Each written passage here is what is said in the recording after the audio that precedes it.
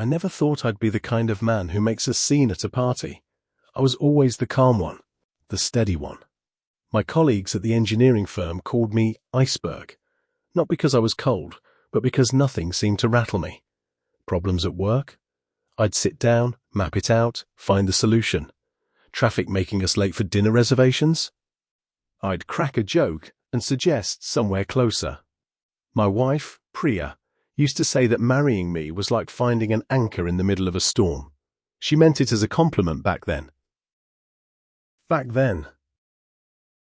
Let me tell you how a man who has never raised his voice in 15 years of adult life ended up standing in the middle of a crowded living room with a ceramic bowl of Tom Kha soup in his hands, the steam still rising, while a room full of people went completely silent.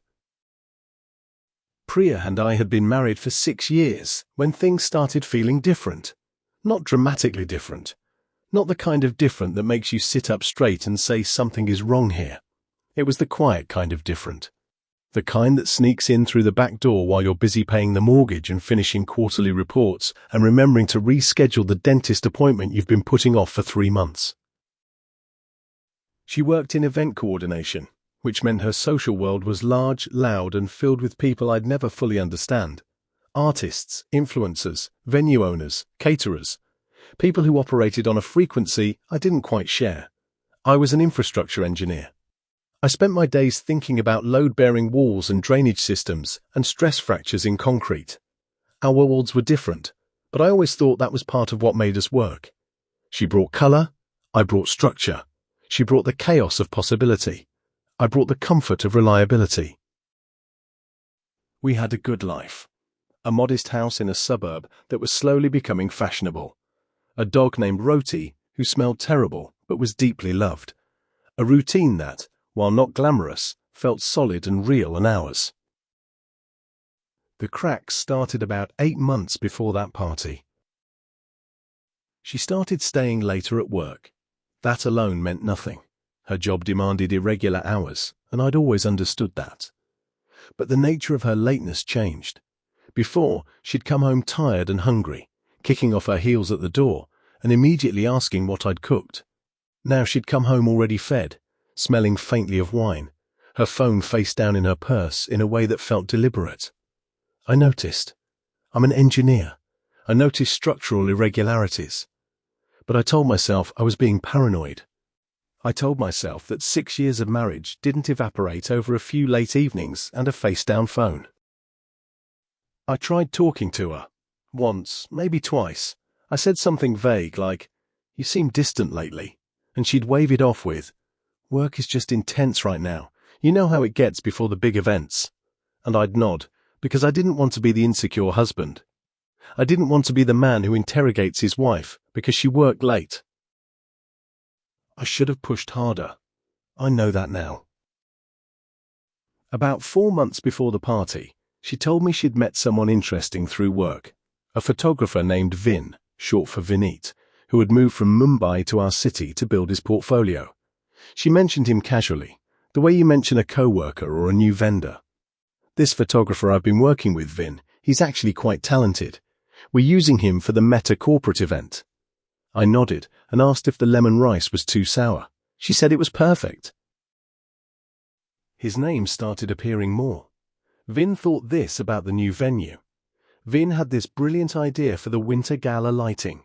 Vin made the funniest observation about how people pose for photos when they think nobody's looking.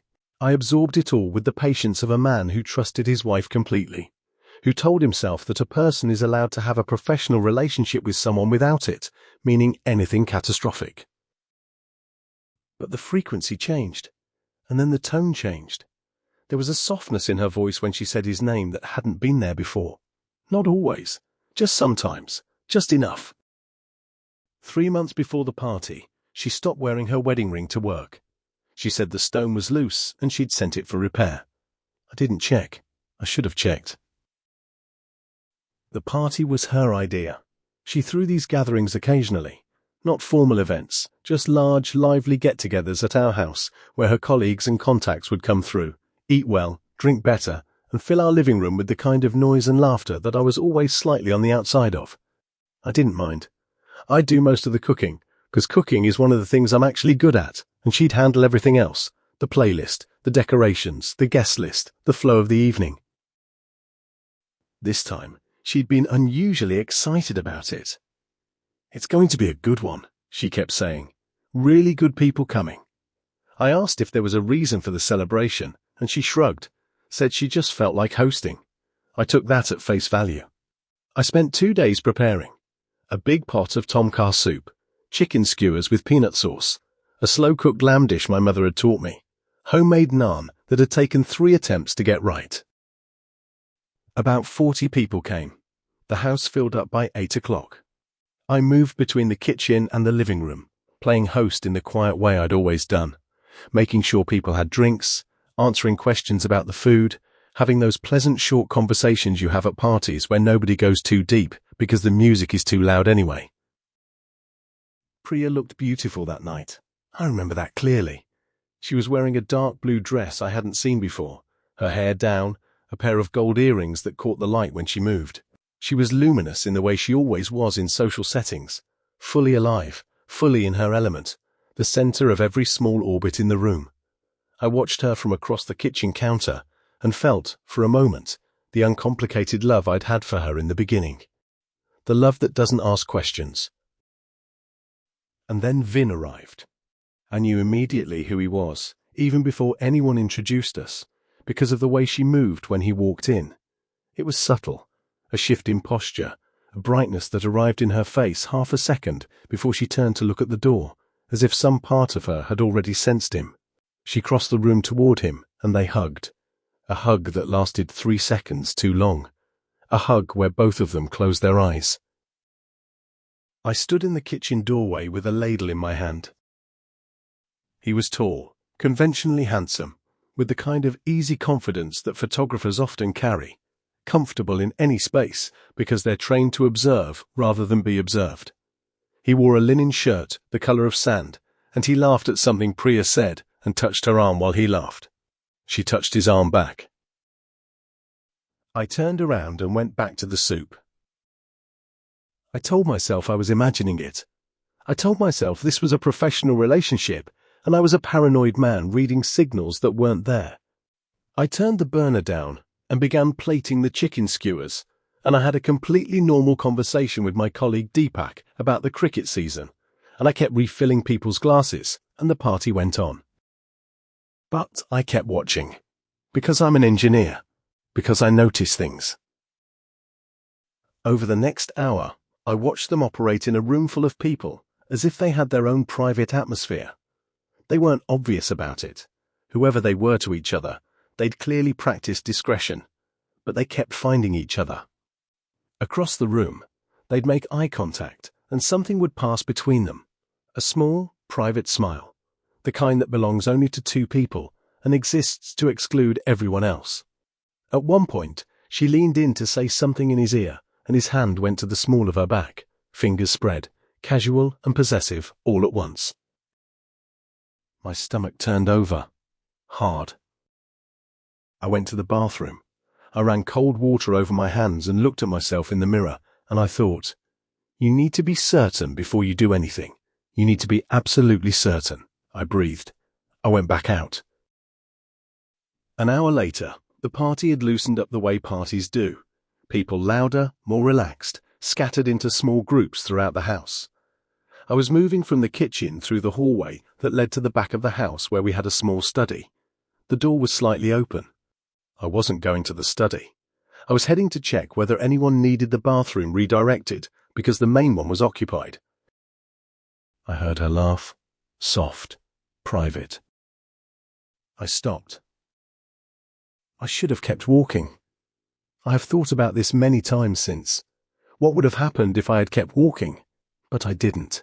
I stood in the hallway with 40 people in my house and the smell of my own cooking in the air, and I looked through the gap in the door of my own study. They were kissing. Not a small, ambiguous thing. Not something I could explain away. He had his hand in her hair, and she had both hands on his chest, and they were kissing with the ease of people who had kissed many times before. Comfortable, certain, unhurried. I don't remember deciding to move. I don't remember the hallway, or the kitchen, or picking anything up. What I remember is standing in the living room with the ceramic bowl from the stove in my hands. The big one, the one I'd made the tom kha soup in, still warm, still steaming, and people around me going quiet in that spreading silence way, like a stone dropped in still water, the quiet radiating outward as they registered my face. Priya came out of the hallway first, adjusting her earring. She saw me and something crossed her face. Not guilt exactly, not yet. More like the specific dread of a person watching an accident begin. Vin walked out behind her. He looked at me. He looked at the bowl. He must have seen something in my face that should have made him step backward. He didn't step backward. He actually had the extraordinary confidence, or the extraordinary foolishness, to straighten up and look at me with a kind of calm assessment, as if evaluating the situation for its risk level. Everything I had been holding for 8 months, the late nights, the face-down phone, the ring sent for repairs, the soft voice when she said his name, the way she'd moved across the room when he walked in, it rose up all at once, and the man who never made scenes, who never raised his voice, who had been called Iceberg for 15 years, threw a bowl of hot soup directly at Vineet's face. The room exploded. Not the soup. Well, the soup exploded too, splashing across his face and chest and the wall behind him and the floor and Priya's beautiful dark blue dress.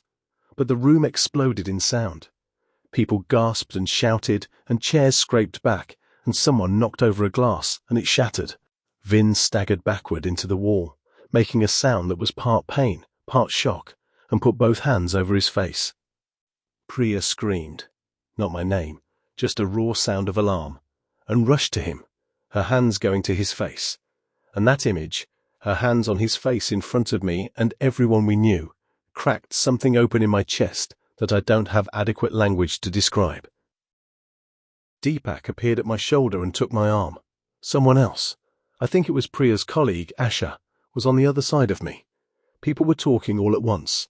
Someone suggested calling an ambulance. Someone else was saying, "It was soup, not boiling water, he'll be fine." Vin was sitting on the floor now, red-faced and splattered, looking genuinely shocked for the first time. That easy confidence finally stripped away. I let Deepak walk me to the front door. I sat on the front step of my own house and listened to the chaos inside and said nothing at all. People left quickly after that. There's not much party left in a gathering once a man throws soup at another man in the host's living room. Within 30 minutes the house had emptied, leaving behind the smell of food and the wreckage of an evening. I could hear Priya inside, her voice, Asha's voice, the sound of cleaning, of things being moved. Vin had left. I didn't see him go. Deepak told me he'd driven himself. The soup had been warm rather than scalding, the tom kha off the heat for over an hour, and while he was red and shaken, he hadn't needed emergency care. I don't know if that made me feel better or worse. At the time, I felt nothing about it at all. Deepak sat with me on the step for a while without saying much. He's a good man. He knew I didn't need talking to. Eventually, he put his hand on my shoulder, told me to call him in the morning, and left. I sat outside for a long time. The night was cool, and Roti had come to find me, slipped out through the front door when Deepak left, and settled his considerable weight against my side, which is the only therapy I actually needed. I put my hand on his back and sat with everything that had happened. The anger had burned through me fast, the way a fire burns through paper. Intense and complete, and then gone, leaving just ash. What was underneath the ash was grief. Simple, enormous grief. Not for the marriage. I think some part of me had been grieving the marriage for months, quietly, in the background. The way you sometimes know something is dying before it's officially dead.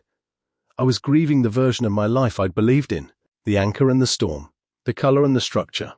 6 years of building something that turned out to have been built on ground that wasn't as solid as I'd thought. Priya came to the door around midnight. She stood there for a long time without saying anything. I didn't look at her. I looked at the street. "He could have been seriously hurt," she finally said. "I know." That was... I know, I said again.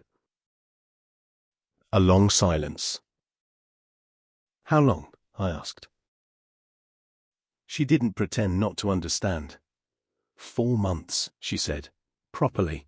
Before that it was... She stopped. It doesn't matter. No, I agreed. It doesn't.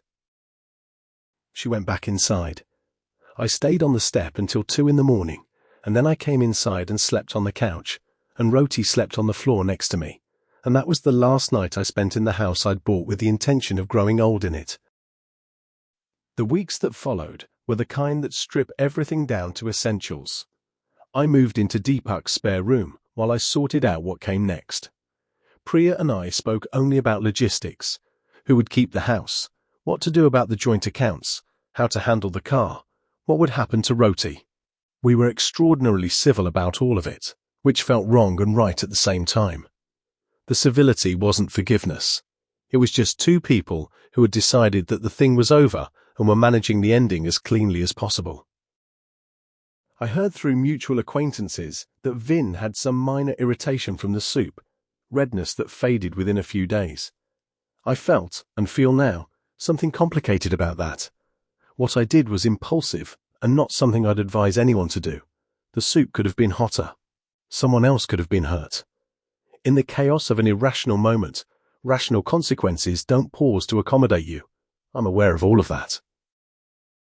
But I am not going to tell you I wished I hadn't done it. I'm not going to perform a regret I don't fully feel. What I did was not strategic or intelligent or dignified. It was human. It was the overflow of a man who had held himself carefully together for months while something was being slowly dismantled, and who finally, in one single irrational moment, did not hold himself together. There is a version of this story where I walk away quietly, where I say nothing in that hallway, go back to the party, smile at people, and wait until everyone leaves to have a quiet, mature, devastating conversation with my wife. That version has more dignity. It has better optics. It makes me the composed man everyone thought I was. But I don't live in that version. A year later, I was in a different city. A smaller apartment, a new firm, a different kind of work, more field work, less desk, which turned out to suit me better than I'd expected. Roti had come with me, which had been the only non-negotiable in all the negotiations. The divorce was finalized quietly, without drama, in a conference room with 2 lawyers and a lot of paper. I spoke to Priya once, about 6 months after everything, not about practicalities, but actually spoke to her. She called on a Sunday evening, and I answered, because I didn't have a good reason not to. She said she was sorry. She said it without qualification or explanation, which I appreciated. No, but the marriage had been struggling, or, you have to understand what I was going through. Just sorry. I told her I accepted that. I meant it. She's still with Vin, from what I understand. I don't follow their lives, and I don't need to. People who knew about the party, and quite a few people knew about the party, because 40 witnesses in the age of smartphones guarantees a certain amount of circulation, have asked me about it over the years. They usually want to know if I regret it. They frame the question different ways. Would you do it differently? Or, do you wish you'd kept your cool? Or, was it worth it? Here's what I've come to think about that. I spent 6 years being reliable, being steady, being the anchor. And somewhere in those 6 years, my steadiness became a kind of invisibility. I was the structure, not the story. I was taken for granted, not out of cruelty, but out of the quiet complacency that can settle over a relationship like sediment, slowly, imperceptibly, until one day you realize you can't see the bottom anymore. The soup didn't save my marriage. It didn't punish anyone in any meaningful or lasting way. It didn't give me closure or catharsis in any clean Hollywood sense. What it did was make it impossible for anyone in that room, including me, to pretend that nothing was happening. In a single loud, messy, steaming moment, it made the invisible visible. Sometimes that's what it takes. I am not a violent man, And I don't recommend violence. I don't think anger is a productive tool, and I understand that I was fortunate the consequences weren't worse. But I also think there's a certain kind of quiet suffering that gets romanticized in our culture. The dignified endurance of betrayal, the composed response to catastrophe. The man who keeps his chin up and his voice down and processes everything privately and never makes anyone uncomfortable with the rawness of his actual feelings. I'm not interested in that story anymore. My name is Arjun. I am an infrastructure engineer. I once threw a bowl of soup at my wife's lover at a party in my own house, and the marriage ended, and I moved to a new city, and I built